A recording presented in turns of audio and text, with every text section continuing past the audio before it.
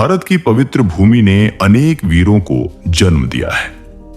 कोई धर्म की रक्षा के लिए उठा, कोई न्याय की स्थापना के लिए और कोई अपने लोगों की गरिमा के लिए। इन्हीं महापुरुषों में एक नाम इतिहास के पन्नों पर स्वर्ण अक्षरों में लिखा है, महाराजा सूरजमल। तो दोस्तों, आज हम महान जाट राजा हुर्जमल का इतिहास जानेंगे। राजा सूरजमल न केवल एक योद्धा थे, बल्कि एक न्यायप्रिय शासक, एक कुशल कूटनीतिज्ञ और जाट जाति के एक गौरवशाली नायक थे, जिन्होंने भरतपुर को केवल एक राज्य नहीं बल्कि एक आदर्श बना दिया। 17वीं सदी का उत्तरार्ध और 18वीं सदी की शुरुआत का समय, जब भारत मुगल साम्राज्य की जर्जर दीवारों के बीच था, तब नई शक्तियां जन्म ले रही थी।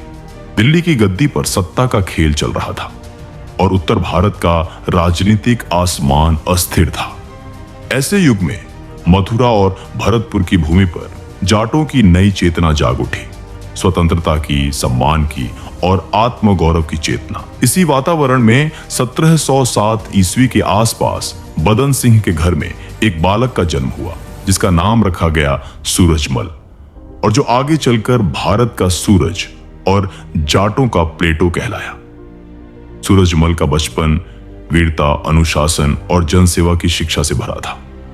उनके पिता राजा बदन सिंह भरतपुर राज्य के संस्थापक माने जाते हैं और सूरजमल ने अपने पिता से राजनीति की गहराई, जनता से प्रेम और युद्ध कला की समझ सीखी।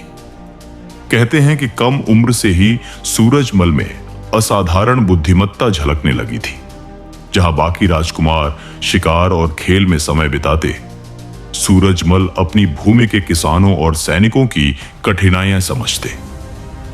उन्होंने जल्दी ही यह जान लिया था कि एक सच्चे राजा की शक्ति उसकी प्रजा के प्रेम में होती है, तलवार में नहीं।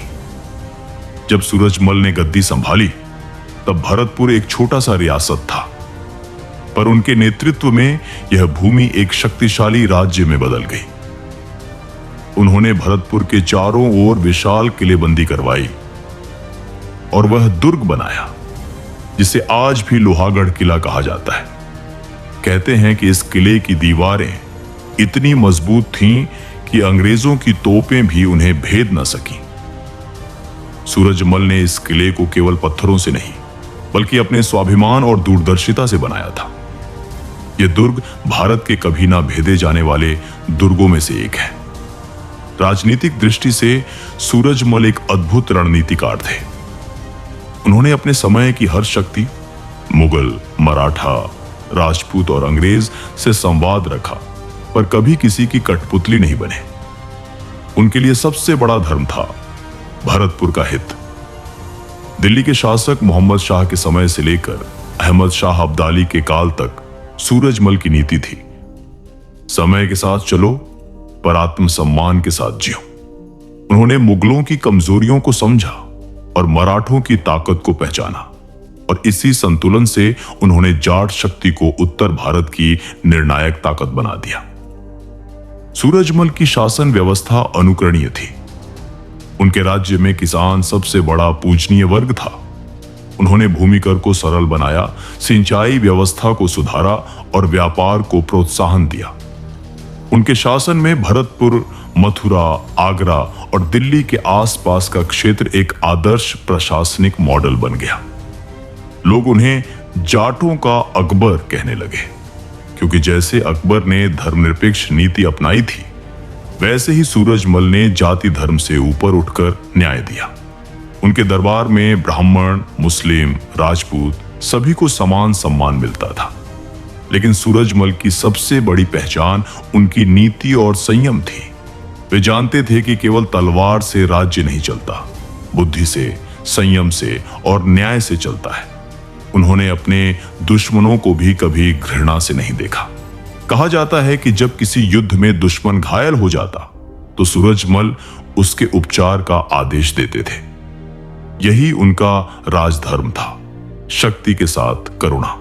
1757 का वर्ष, जब भारत पर अहमद शाह अब्दाली ने आक्रमण किया, दिल्ली लुटी, मथुरा और वृंदावन को तबाह करने लगा। उस समय सूरजमल ने अपने कंधों पर धर्म और मानवता दोनों की रक्षा का भार उठाया। उन्होंने शरणार्थियों को अपने राज्य में आश्रय दिया, भोजन और सुरक्षा दी। सूरजमल ने न केवल जाटों बल्कि सभी पीड़ितों को अपनी प्रजा माना। यही उनका महानत्व था।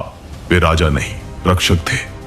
फिर आया 1761, पानीपत का तीसरा युद्ध, जहां मराठा और अब्दाली आमने सामने थे। सूरजमल ने मराठों को कई बार सावधान किया कि बिना पर्याप्त तैयारी के मैदान में उतरना विनाश होगा, पर उनकी सलाह अनसुनी रह गई। युद्ध में मराठों की पराजय हुई और लाखों सैनिक मारे गए। उस विनाश के बाद जब दिल्ली उजड़ गई, तब वही सूरजमल थे जिन्होंने उस ध्वस्त राजधानी को फिर से जीवन दिया। उन्होंने दिल्ली के भूखे लोगों को अन्न दिया और शासन की व्यवस्था फिर से स्थापित की। इसलिए इतिहासकार कहते हैं, जब सब गिर गए थे तब केवल सूरजमल खड़े थे। आधुनिक भारत में सूरजमल अकेले ऐसे राजा थे जिन्होंने मुगलों के हाथों से दिल्ली जीती थी, और कहा जाता है कि महाराजा सूरजमल ने ताजमहल में भूसा भर दिया था। परंतु हर महान कथा का एक अंत होता है। 1763 में सूरजमल का संघर्ष अवध के नवाब शुजाउद्दौला से हुआ। यह केवल शक्ति का युद्ध नहीं था, यह धोखे का युद्ध था।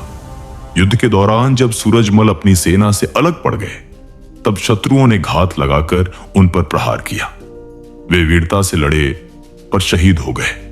उनका शरीर गिरा पर उनका गौरव अमर हो गया।